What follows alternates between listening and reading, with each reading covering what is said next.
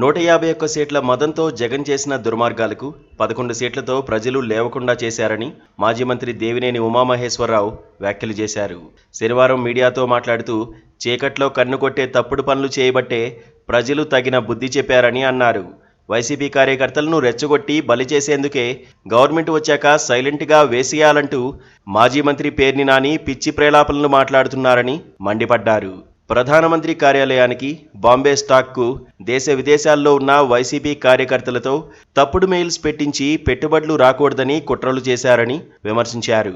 జగన్ ఎన్ని కుట్రలు చేసినా ముఖ్యమంత్రి చంద్రబాబుపై నమ్మకంతో పెట్టుబడులు పెట్టేందుకు పారిశ్రామికవేత్తలు ముందుకు వస్తున్నారని ఆయన వెల్లడించారు. సొంత కార్యకర్త సింగయ్యను కారుతో తొక్కించిన జగన్ రెడ్డి తన తప్పును కప్పిపుచ్చుకోవడానికి సింగయ్య భార్యను బెదిరించి తప్పుడు ప్రకటన ఇప్పించారని ఫైర్ అయ్యారు. రాష్ట్రంలో విద్వేషాలు, వైషమ్యాలు రెచ్చగొట్టాలన్నదే జగన్ వ్యూహకర్తల పన్నాగమని ఆరోపించారు.